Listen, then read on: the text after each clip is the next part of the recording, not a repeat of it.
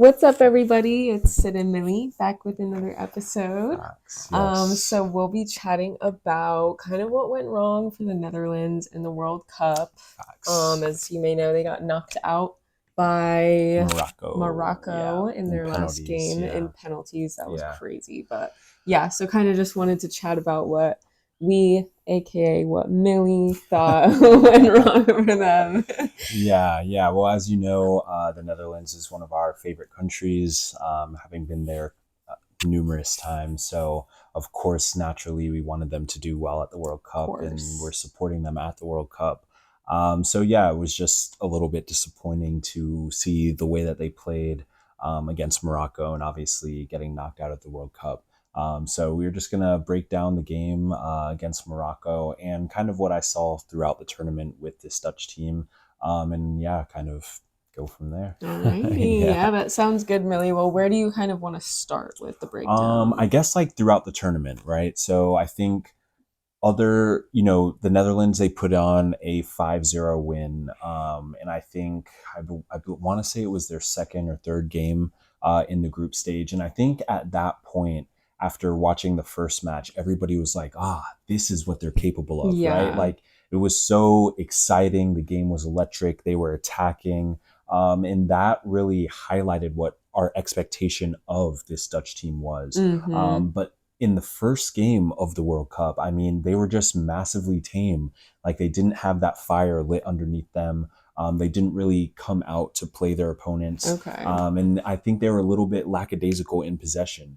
I love the quote by Jose Mourinho, which is, you keep the ball and we'll take the 3 points. Mm, It definitely speaks volumes to the way the Netherlands played in the other group stage games, okay. other than the game How's they won 5-0. yeah.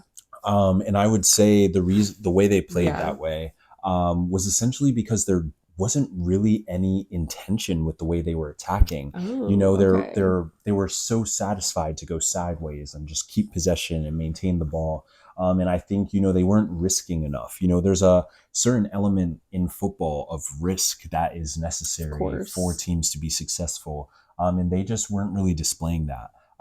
Again, other than their 5-0 victory game in which they were a completely different team. So I think, there was already kind of that suspicion that this team has two gears, right? One Mm, high gear that they can turn on, play up to their potential, finish and score goals. And they had another gear that was, a little bit less than that. And so, yeah, they won their second and third games, but I think the first game was a little bit of a shock. And obviously that led them to be playing Morocco in the next round. okay. Yeah, Right. yeah. So, And obviously the Morocco game was the end of the right. journey. And It went from the 5-0 win it went into from the 5-0 win, and then I think they had a 2-0 or 1-0 win or something like okay, that. but like coming Um, off the back of a win yeah, exactly. coming Coming into off that of like a game. pretty strong performance, and then going into the Morocco game, the Netherlands just didn't show up. In this game, in a knockout stage game, I was expecting that team we saw in the 5-0 win to come out flying, to come out with energy and come out with Mm-hmm. something to prove in the match. But that just wasn't the case. Morocco really played the Netherlands off the pitch. Morocco had more shots, they were creating more opportunities, and they Dang. were winning most of the 50-50 balls throughout the match all over the pitch. Wow. And that's massively frustrating for the Dutch. It was just they were late to tackles, late to the ball. Like it was just fully out of sync. And I think, again, I'm not saying, I know the days of total football and the traditional Dutch style are kind of behind us in terms of world football at Okay. today's stage, but I still think there are elements to that traditional Dutch fluidity that we should be seeing in their brand of football. I said the other day about how Brazil, we expect that jogo bonito when they're playing. Mm-hmm. And in the same way with the Dutch, we expect a little bit of that total football, a little bit of that fluidity where the attackers and attacking midfielders are swapping positions and are moving and are covering for each other and are making things happen, in a very dynamic formation. Okay. They just weren't like that. It was very rigid, very stagnant in their attack and Mm, the way they were pressing. Um, and I think ultimately that's what let them down. And now the coach has stepped down from his position he was let go from the Netherlands job. So now the Dutch management has another big decision to make. Who is going to be the next manager that's going to lead them in the future, Right. and help this team of good players find that identity. That's going to push them across the line. Because again, for a team that finishes typically runner up or third place in the World Cup, going out this early is massively disappointing. Yeah, very disappointing because, Yeah. like you said, you would have expected them to go a little bit further at least than this. Yeah, Um, yeah. And just, they were really missing that, that final, that killer like instinct, a little mm, bit in front of goal. Excuse me while I put on the Mexico game because it oh, was, it was a little delayed. it started, Yeah, yes. but yeah, they were lacking that fluid dynamic in their attack. There wasn't ever moments where, kind of like France, where their attackers were combining and looking for each other and Hmm. playing slip passes. It really wasn't like that. It was almost like they were depending on those moments of brilliance to really get them across the line. Got And you. again, that's just frustrating from the group that they have, and the way we expect the Netherlands to play. So yeah, I think they strayed from that, and I think Yeah. even Ibrahimovic, when he was reflecting on the game after they lost to Morocco, he said that he was a little bit disappointed because he felt like the manager Koeman had lost his football identity. He felt like he Mm. wasn't following even what Zlatan had experienced when he had the manager in the past. That same manager. Yeah, Because has yeah. he been the Dutch manager for a pretty long time, Not or? necessarily the Dutch manager, but he's been a world football manager. So Okay. he's coached different clubs, all over the place, Got and then it. now got this So job. he Yeah. has like a very specific way he likes to play I and guess like, traditionally, yeah. And then yeah. again, I think, when you take on the role of a country, you kind of should embody a little bit of that identity of said country. Yeah. And they Fair. had Ruud van Nistelrooy as one of the assistant managers. And obviously we're big fans of Ruud as Manchester United Of fans, and supported course. him during his interim run with us at Manchester United. And so we know that Ruud is a really good coach and could potentially be, potentially in contention for the Dutch job in the Mm-hmm. future. And maybe it is time they leaned into letting a player, someone who's, played in the shirt, and I don't know, who maybe Yeah. has a little bit more connection with that brand of football. And not saying that Koeman didn't have that, because obviously he has an extensive resume, both playing as a manager. But in the sense of, someone who is going to really embody what we expect to see when we watch the Dutch football. Yeah, I hear Because you. again, these sorts of results just aren't good enough. And that's definitely no shame to Morocco. Morocco are the runners up of the African Cup of Nations, and they are a serious footballing side. So absolutely credit to them. Mazraoui had an unbelievable game. Facts. Obviously, our Manchester United boy. So he was fantastic and defended, as if his life was dependent Yeah, on it. literally. And that definitely made a big difference. But again, I feel like if the Netherlands were, more dynamic in the attack, a little bit more urgent in the attack, feeling like, you need to score, you need to convert, chances and create dangerous moments in games. And I just feel like they weren't doing that. They tried to get him behind. Morocco matched them with the speed.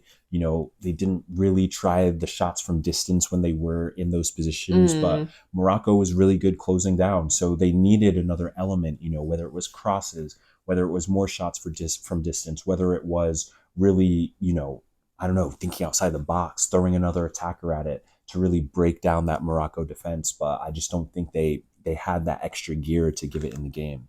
And that stood true throughout like extra time. yeah. Nothing really happened. I mean, it was what, No. 1-1 going into extra time, Yeah, and yeah. then nobody scored or anything. Nothing Yeah. was really, it was kind of Yeah. just like, all Yeah, right. which again, it just kind of leaned into like what I felt was missing again, was like that urgency, like that will to win, that will to go beyond what the expectation was. Yeah. Because again, it was like, you need players to step up in big moments in these games, and the Dutch needed someone who was going to take that shot, take Mm-hmm. that risky shot, or that outside midfielder who's going to beat their defender and get that good cross in. That is what they needed. They needed someone who was going to turn that next gear and kind of Yes. wear that hat of, the star guy, the big guy. And I just don't think they had that player. You look at a team like France, they have so many impact players, Mbappe, Mm-hmm. Elise, they have impact players all over. And I don't know if the Netherlands had those sorts of players to really make that big difference for them in these key moments in games. And so, yeah, that's kind of what led to the penalty kicks. Yeah, I know. Yeah, move on to the penalty kicks, because another interesting thing Yeah. that you said about the Mhm. penalty kicks was that the Dutch captain didn't take one of the penalty kicks, did he? Yeah, he did Which not. was interesting. Yeah, just weird, again, like penalty kicks, say what you will about being, only 12 yards out, but it's another part of the sport that is heavily reliant on momentum, on confidence. And so in these big moments, you want your big name players, your captain, your star guys who are going to step up, handle their penalty kick, handle it comfortably, and give the Mm-hmm. rest of the team confidence. So for me, yeah, it was surprising that the captain never stepped up to take a penalty kick. And again, not to bash Van Dijk because, again, I know black players specifically in these European countries get way harsher abuse after these tournaments than their white counterparts. But, Yeah. in that moment in the game, even with Morocco's goal, that was a moment where he could have made a play. He could have had a big moment, a last ditch defensive header, Mm-hmm. which would have saved his team from even being in that position. And so again, it just speaks to the fact that those star players, those big names, didn't pull through for their country this time. Yeah. And Gakpo was the goal machine for the Netherlands. But again, like you can't have all of your goals isolated in one place. You need to have multiple people who can hurt the other team, multiple Mm-hmm. people who can score goals and assist. And again, I just don't think that they had those numbers with them to help get them across the line. Push them So off. yeah, Yeah. yeah. And the penalty kick shootout was just terrible. It Like it was really just awful. was. The post was the best goalkeeper That was so in the crazy. penalty shootout. So that was just nuts. Which again speaks volumes to the fact that the Netherlands needed a surefire, confident player to step up and bury the penalty kicks. Everybody Mm-hmm. who went up, they seemed a little unsure about themselves, about the penalty they were taking, and that is not good. That just doesn't make sense. You're at the World Cup and you're in the knockout stages. Penalties should be getting drilled every single day in Yeah. practice, every single day. And for the guys who took their penalty kicks, I don't think there was enough conviction. Maybe, I'm old school, but, for me, I had one run up, one corner that I shot to, and I was going there every single time. Every time anytime I would get lucky enough to take a penalty kick. Not that it happened often, but if it ever happened, I felt like I was ready. I wanted that Mm-hmm. responsibility. And so again, like I'm not sure what the new stutter step trickery is, but it's not working, guys. Just place the ball, take 6 or 7 steps, and then pick your corner beforehand and blast that mother effer into the goal. It's really not that complicated.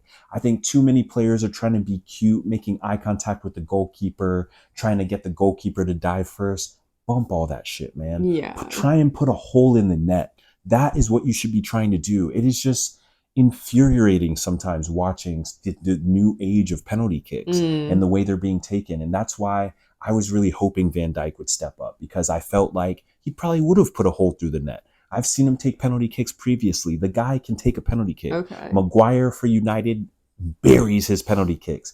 I just don't understand why that wasn't someone who was Yeah. selected to take the penalty kick for the That does Netherlands. just seem so Just weird. doesn't make sense. Captain, surefire player, let him step up and take a penalty. Yeah. This is where you stake your claim as a star guy. So yeah, I was disappointed with a lot of elements of the Dutch team. I think the 5-0 game was definitely their best performance, hands down. 5-0 is crazy. I think it highlighted that this team does have potential. There was a lot of younger players in this team. Okay. So I do think, going forward, there is potential for the Netherlands. But, Gakpo up top, he needs help. He needs someone who's going to be a goal scorer with him. I forget the name of the other black guy that plays in the Premier League, Mm. who was up there. He bagged a couple goals as well. They need another supporting member, whether it's an attacking midfielder, whether it's another outside midfielder who can goal score and create for this Dutch team. That's going to be important for them for the Euros, which will be the next tournament Okay. that will be coming up. So I hope that they prepare for that, because this performance at the World Cup just wasn't good enough. Good, yeah. Not up to the Dutch standard at all, and I'm sure the Dutch people are disappointed, as were we, in the performance of the national team.